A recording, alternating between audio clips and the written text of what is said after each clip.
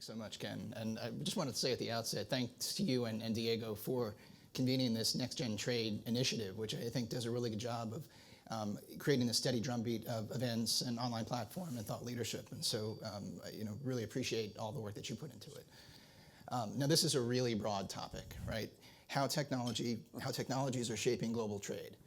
So there's a lot to unpack here. I'm really happy to have Susan, Julia, and Paul to kind of help unpack it. I think it's hard to know where to begin because it's such a broad topic. And so you could begin by talking about the impact of digitization on economic trade flows. And I know Susan has done some work on that.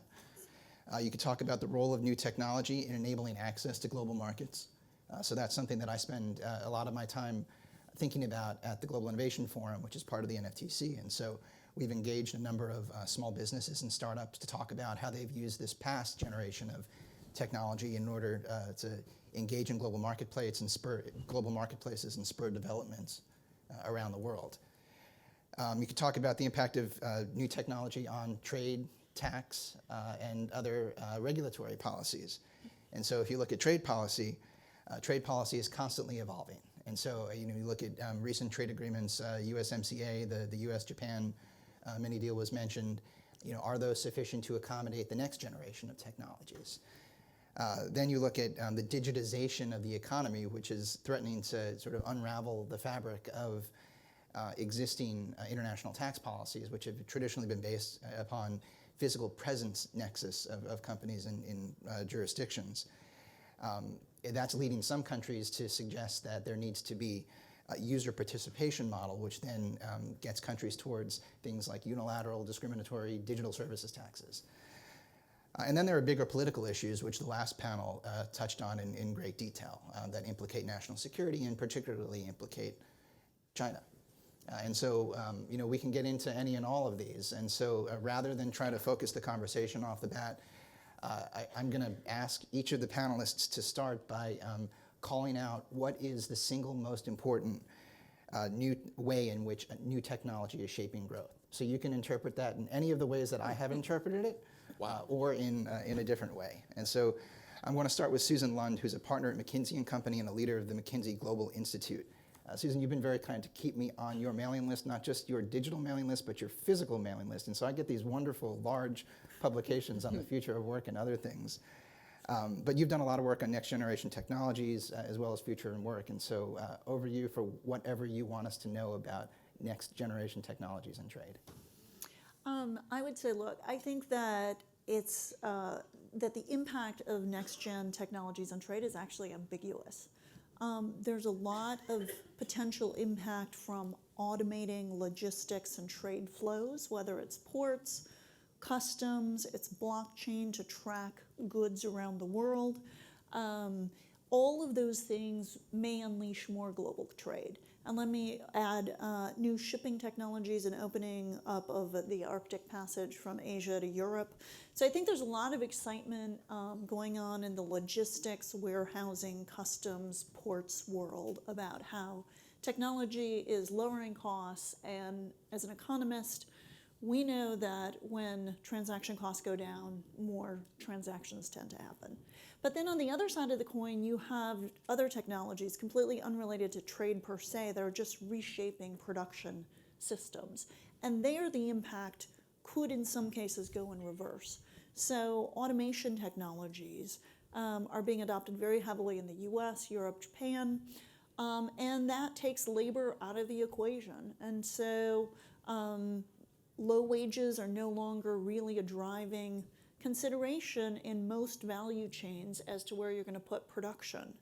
And that's true even in some of the traditionally labor-intensive value chains like textiles and apparel.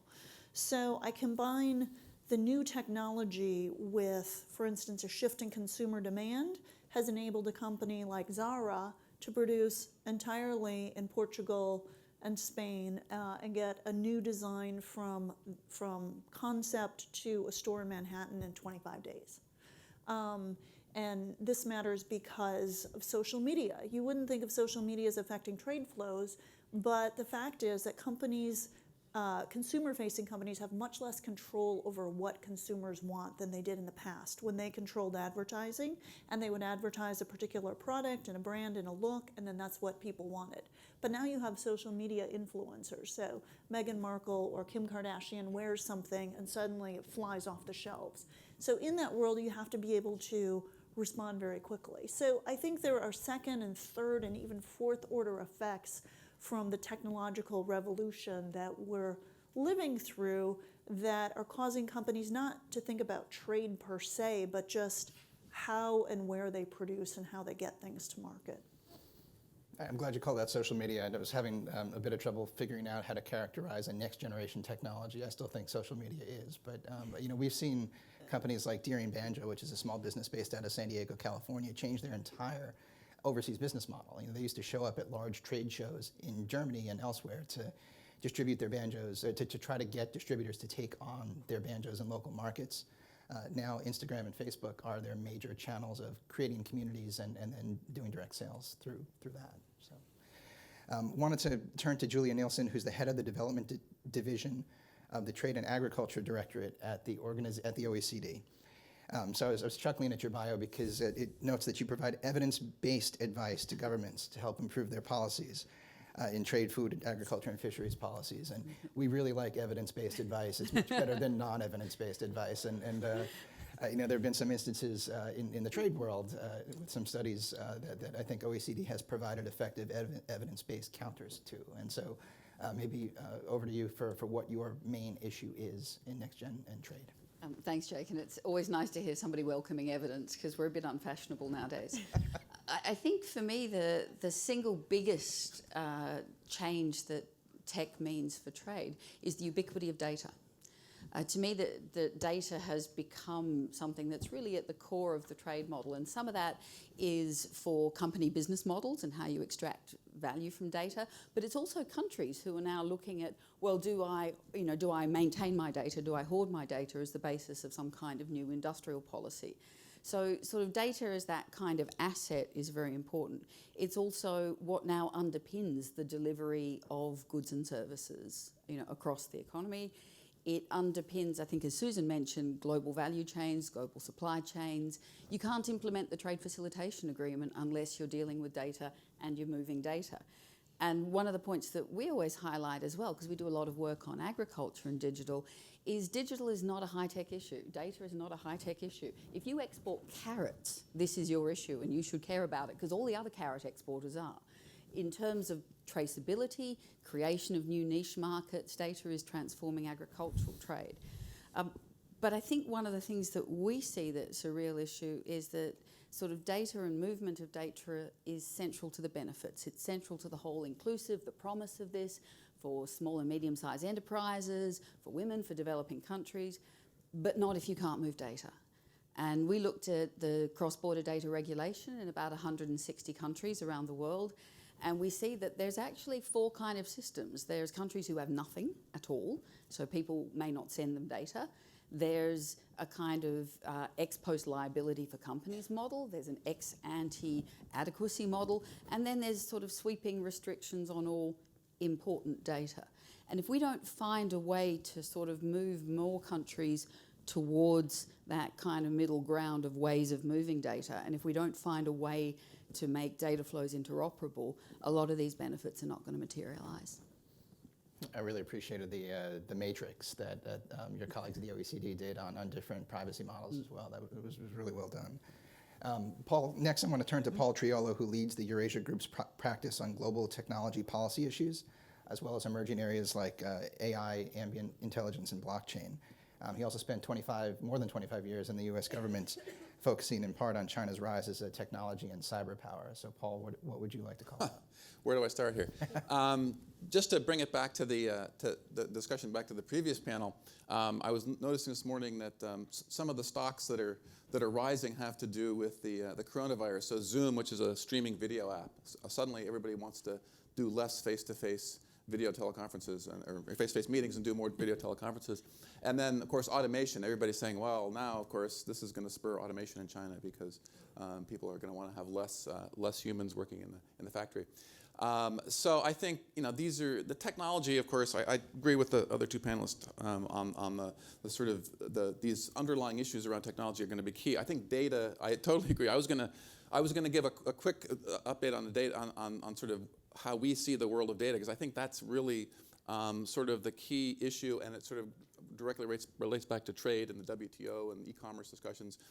When we talk to clients, we talk about the sort of four blocks of countries. You have the EU, of course, and its view on data, the GDPR, which is itself coming under some stress in terms of enforcement because they haven't really had too many enforcement actions. And a guy in Germany yesterday, a senior official in Germany, said that this was unbearable, which I thought was interesting. So you have the EU sort of view of data and data privacy, GDPR being rolled out, and then you have the sort of non-EU democracies, the emerging Asian democracies you have that are subscribing to things like CBPR, the cross-border privacy rules.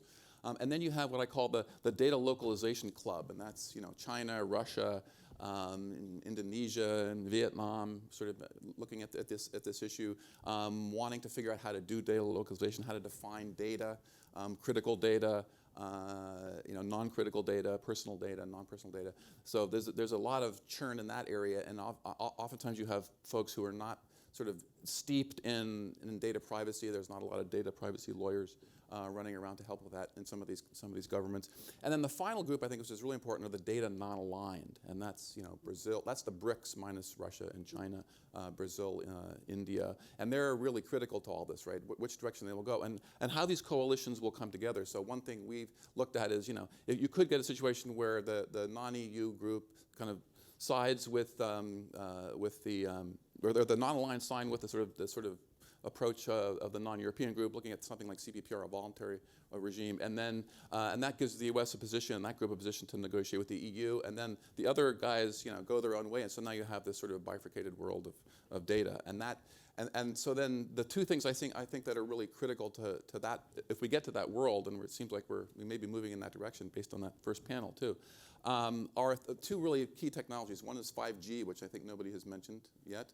5G and AI, artificial intelligence. So we do a lot of work in that area around governance. So one is sort of a platform which will just increase the data problem sort of exponentially, right? I mean, now we have a lot of data flowing around, but of course when you look at 5G and you look at something like autonomous vehicle generating several gigabytes of data per second, that's both personal and non-personal, that relates to critical infrastructure and sort of national security piece of things. So if we don't get the data piece right now, then we're still on the cusp of 5G deployment. So we're in another year we'll probably have all be able to stream the video at the Super Bowl, of the halftime show live on our phones.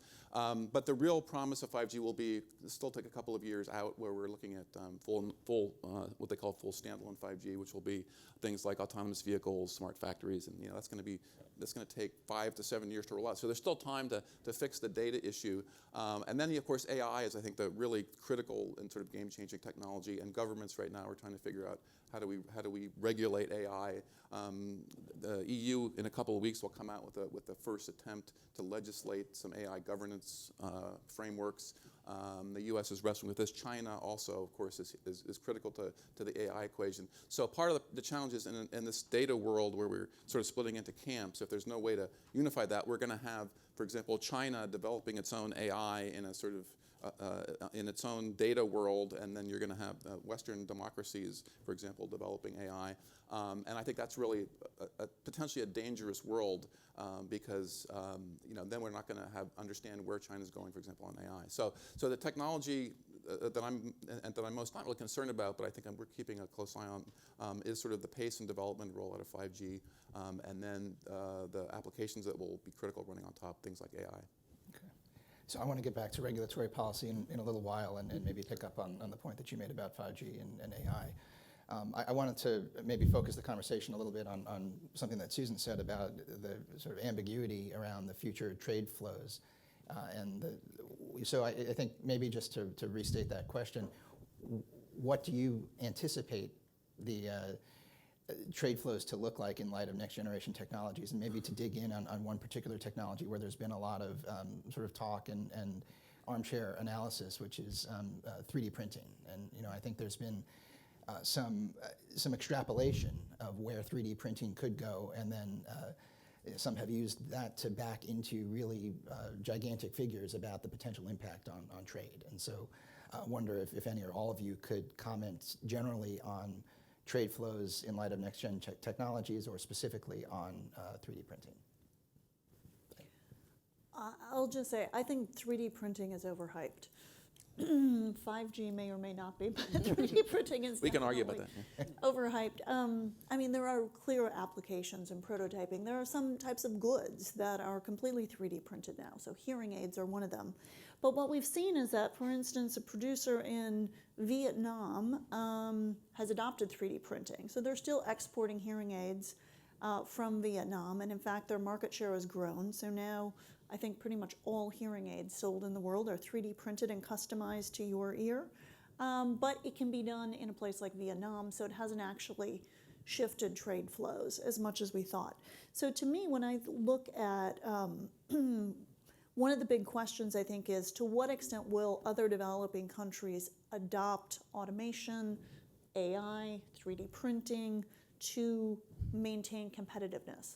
So there's an apparel maker in Ethiopia that has heavily automated its facility, but that has improved quality and lowered costs. So demand has gone up, so its workforce has grown, even though output per worker has exploded, right? But it still is growing its market share. So if we see more developing countries adopt technology, and it's a big hurdle because of lack of data rules, lack of even reliable electricity, lack of infrastructure, lack of talented engineers to implement, adopt, and maintain those. But if they can overcome these hurdles, and we can point to specific factories around the world where they're doing it, if that is widespread, then all these technologies could actually benefit developing countries, and trade flows could probably diversify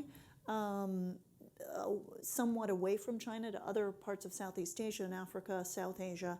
But we'd still see largely the same types of long, complex international value chains. But it's a question mark as to whether and how quickly that transition would be made, in my mind. Thanks. I think we're sort of a bit in the same place. We're about to start looking at this. So, I mean, the answer is in some ways we don't know yet. But it's easy not to know yet because there's not really much data. I mean, there's not even a sort of recognised HS code for 3D printer. I mean, the sort of stuff we're seeing, though, it bears out, I think, the kind of approach Susan's saying. We see, the top 10 importers of 3D printers is highly concentrated. It's more than 60%. Now, that does include some large emerging markets in there. Indonesia's in there, China's in there, India's in there, Vietnam. But so far, we're not necessarily seeing a move beyond high-tech intermediates or very high-value medical devices. Into consumer sort of products, the economies of scale aren't really there.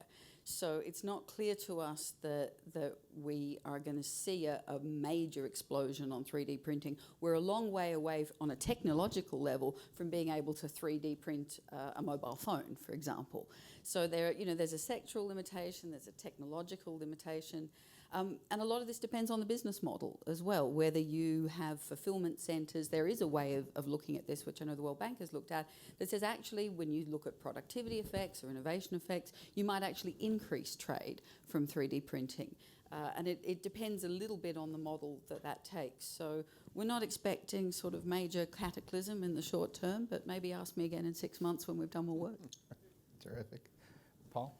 Yeah, and I would just say I think regulators are wrestling with what to do with 3D printing. So under the new U.S. Export Control Reform Act, you have these lists of emerging technologies being developed, and 3D printing certainly seems to fall on that list.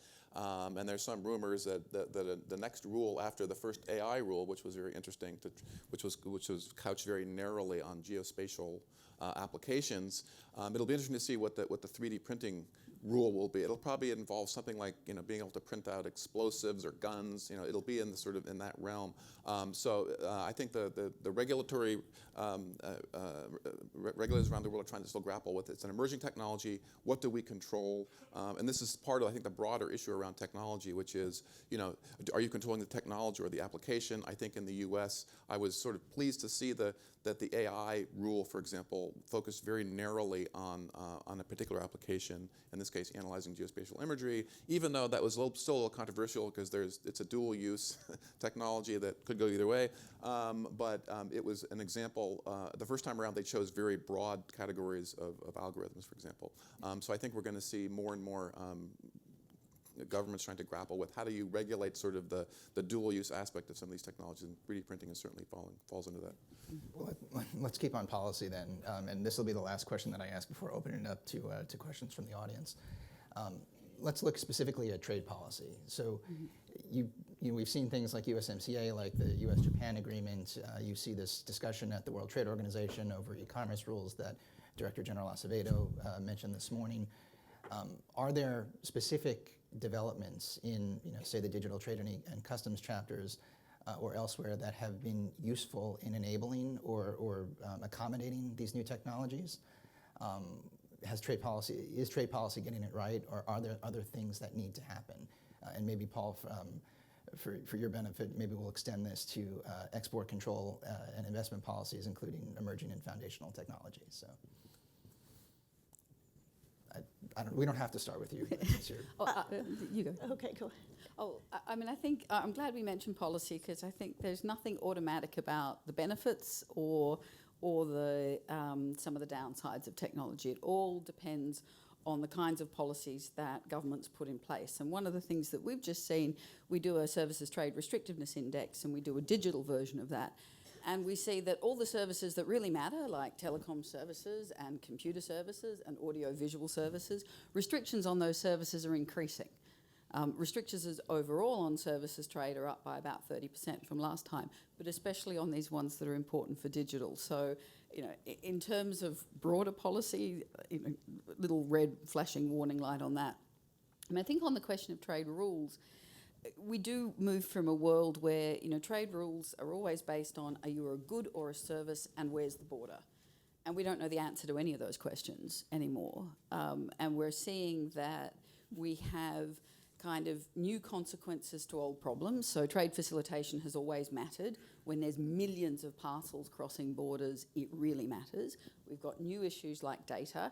We've got mixes of, one simple e-transaction requires 15 different types of trade rules and rules beyond trade as well. So I guess I'd say that the FTAs are fantastic building blocks, and that's been really important. But if we're going to get genuine interoperability, we're going to have to sit around a multilateral table. But more importantly, if we're going to get interoperability, this has to be beyond the trade community, because trade rules are not going to solve the privacy problem for you. They're not going to solve the cybersecurity. We need the regulators to say, okay, if I'm trying to protect privacy, here's the sort of range of reasonable actions. If you're out there, you're in trouble. If you're out there, you're in trouble. If you're somewhere around here, then that's okay. And trade rules rely on regulators having that common view, which they don't in a number of areas now. Well, and just to call out that the OECD has done some great work in unpacking the impact of the customs duty moratorium on electronic transmissions at the WTO, including emphasizing what it does and what it doesn't do.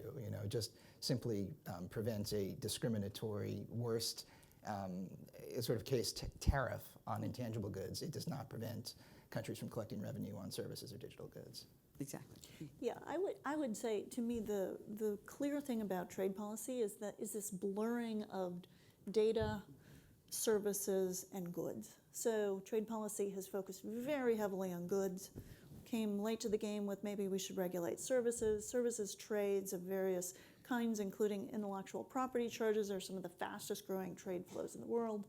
And now we have data issues. And so it is this integrated approach that's going to increasingly matter.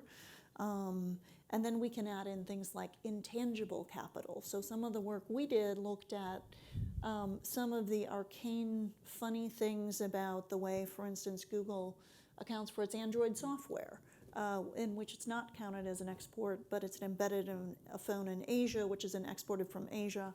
And that would like materially shift how we calculate the US trade balance if we accounted for the value of that. So increasingly, I think the integrated way that the world is working with digital services and goods all being combined simultaneously is out of sync with the way we measure GDP or trade flows, and this poses a big challenge for policy.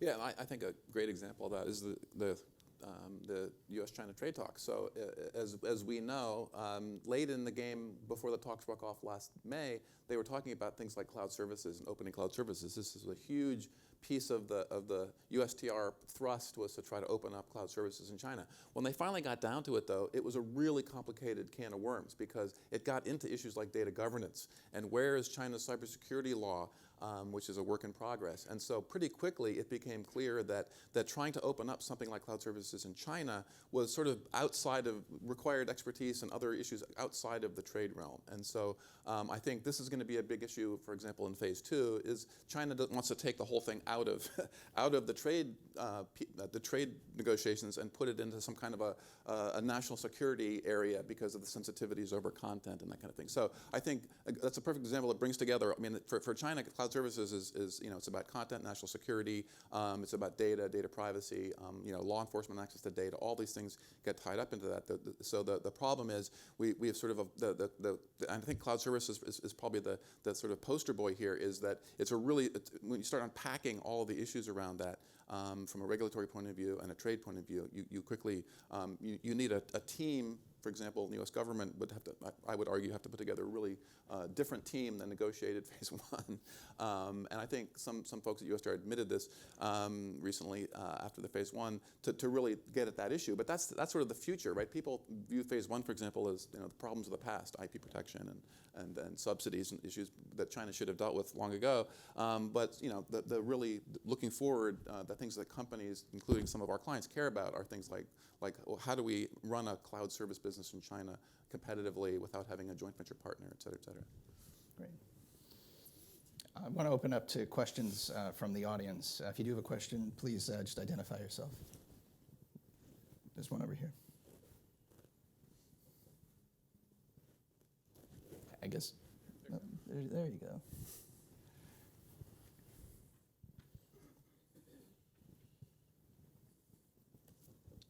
Thank you. Philip Chow from Experiential Wealth. Question is, there is a narrative being developed that perhaps this happy talk of we all get together and get along may not materialize, and that the world is probably going to go into more parallel universe where you have United States dominant and then you have somebody else dominant, could be China or what have you. If indeed we go down that path, how does that change your narratives? How do you think about all the things you talked about? Because so far everything you talked about is, if I may add, that the whole world is going to be one big happy place eventually. If the world is not one big happy place eventually, if indeed there's going to be a parallel universe where the 2025 or maybe pushed out to 2030 initiative in China and US continue to feel that either for national security reasons or any other reasons, that is not in its best interest or the world's best interest to continue down that happy place. What's your thoughts on that? I appreciate your thoughts. Thank you. Does anyone want to take that on? Sure. I mean, look, being an economist, I can have two contradictory opinions simultaneously, which is a short way of saying I'm not sure which way it plays out. But on one hand, I think, okay, it'll be inefficient. But right now, I see an Apple computer in front of me, and I'm sure if I look, I'll find someone with a PC. Actually, I don't. You're an Apple crowd here. But those are, all right, those are only, they're interoperable, sort of, but they run on different softwares. And it's kind of a pain in the neck because I have a PC at work and an Apple at home, and it creates an inefficiency. And so maybe this world of two different technology spheres is like that. Like we already have Alibaba and Amazon. We have, Facebook and WeChat. So we already in the consumer sphere China has developed entirely different companies and standards around technology than the US. And it's difficult when I travel to China, but other than, it creates some inefficiency. So maybe it's not such a big deal. I think that probably the happy way of saying, okay, even if we end up in this other world, it's redundancy, and it's really no different. I mean, one of the big things companies that I talk to are thinking about anyway is building in, trading off resiliency, as they call it, for efficiency in supply chains. And so not just in the tech sphere, but in other spheres, they're thinking actively about diversifying suppliers and, exposure to cyber risk, to climate risk, to pandemics, not to mention trade policy. So there's a whole array of risks. And one of the active debates now is, are they going to build in more resiliency, which is going to impose a slight cost, and maybe technology is just going to be another sphere that bifurcates, and it's going to be inefficient from a global perspective, but we'll find workarounds. Does anyone else want to comment? Yeah, I guess, I'm a former trade negotiator, so I'm going to combine gloom with dogged optimism. I think I am not sort of skipping through the daisies at this point. I see a real risk of fragmentation. I actually am quite worried about that. So to me, a challenge of the emergence of regulatory spheres of influence, if I can use the Cold War analogy, is really we need to try to find that centre of gravity. There's an awful lot of time and energy that goes into worrying about the differences between the US and the EU data movement schemes. Actually, I think if we look at the practicalities of how companies move data, we may find more similarities. And we need to create that centre of gravity to reduce the attractiveness of the data localisation club and to combat, I think, some overly optimistic views of how restricting data can be a good industrial policy. The offline world problems are the same in the online. So I'm actually quite worried that we're not putting enough energy into creating that centre of gravity in the right way. Yeah, and I guess I'm sort of a little gloomy in the short term, but I guess maybe more optimistic in the long term. I think at the level of things like hardware or PCs, and it's going to be a little challenging. I was just in China with a 5G handset that was working in the mid-band fine. I had a great signal from China Mobile, but if I tried to bring that back here, it would be useless because the U.S. is and 5G is only operating at 26 gigahertz. So and of course, but companies are used to that kind of issue. They can design. The next generation can throw in chipsets that will handle all those frequencies. So at the hardware level and the sort of supply chain level, I think some of the whatever bifurcation we have at a sort of higher level in the technology stack can be handled. But at the data level, I think that's it's sort of the mid-level and in terms of like social media and applications, and then at the sort of data flow level, I think that's where I'm a little more pessimistic in the short term, because I think I hear talk about U.S. Commerce Department considering controlling AI data training sets going to China, right? I mean, things like that. So I think there's a lot of still concern about types of data that's flowing across borders that might have certain uses, and I think we're probably going to go farther over in that direction before we get to some broader global agreement. Now, my boss Ian Bremmer at Davos, I guess it was actually at the NEF in Beijing, proposed the idea of a World Data Organization, right? Which of course do a lot of differing views, but there is the sense that the current system, there may be a need for some different approach to sort of getting a baseline on around data localization and cross-border data flows. How do you handle this? Law enforcement access to data, but that also sort of leads to a bifurcated world, right? Because China and Russia will never join up to that kind of an organization. So you're sort of left with this approach of like-minded countries, and then the other sort of unwashed over there that have different views of data privacy and data sovereignty.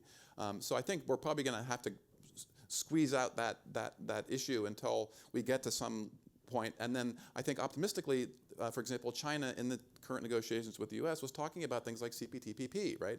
And there's interest, and there are those in China. I've talked to a lot of them who really get that China, for example, can't be an outlier in this. China can't be over in the corner there and not trying to move towards international best practices, whether they're something like CBPR or CPTPP and data or GDPR, right? And there are people there who really understand those issues, but they're working within a system that is not rife rife with data privacy lawyers trying to protect everybody's privacy. So, but I think over time, the more savvy people in China, for example, realize that they for their companies like Alibaba and others to be multinational, they're going to have to figure out how to deal with the existing regime. So in the short term, I think we're going to go maybe towards a more bifurcated world. But then over time, I think we'll come back to some point where there'll be an attractive system, for example, that China wants to join. I mean, that was the whole point of CPTPP, right? And I think we'll get back to that, but it'll take time. And the Washington consensus that I think Cleet mentioned this morning, I mean, the view in DC on China right now is very toxic. So I think that's going to have to work itself through also, and that could change, of course, in November. You might get a slightly different, more nuanced view on China, and that will help with that longer-term approach. Ken, just a question for clarification. We're running towards the end here. Can I go a little bit over to ask one or two more questions? One more. All right. One more question. Oh yeah, can we take these two together then? Dorothy and in the back.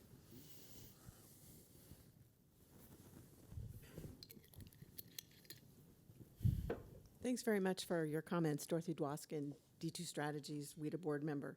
So the earlier panel could have gotten into this as well, and they did, and it was kind of disappointing, sort of the interaction between trade policy on the one hand and national security policy. So the WTO and the GATT kind of had this view that, national security was the nuclear option, if you go back and read all the cases. And now it's becoming a little bit more difficult to manage. And the U.S. had always been the leader of, we're going to not use national security except in, really limited cases. And now we've sort of taken the view as China that everything is national security.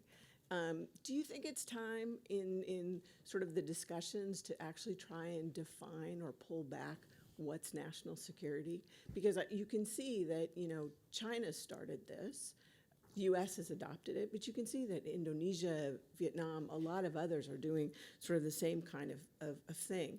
And at the same time, it's not so crazy for the WTO to take on a tough issue that has other links to privacy or other institutions. I mean, if you go back and look at the history of the basic telecom negotiations, the U.S. spent a long time before the basic telecom agreement was put in place, bringing along a lot of regulators and bringing along a lot of government agencies that hadn't played in the process. So just to get your sense of how we could work on those issues. Thank you.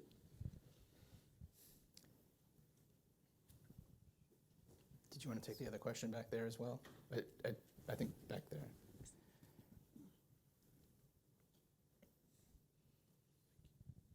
My name is Nate Day. I'm with VEDP. And my question is, I recently read an article that China built a hospital, 150 beds in 10 days. And 1,000 beds. And that they have speed. So what technologies do you see coming out of China with their startups and everything else that you really feel like are going to have major global impacts in economies around the world? All right, for each of you, if you could choose one of those questions to answer and answer it briefly, please. Paul, why don't we start with you? Okay, I guess I can take the China startup one. I think probably one of the most interesting areas will be payments systems, and of course already Chinese companies dominate that space in China and in some cases other emerging markets.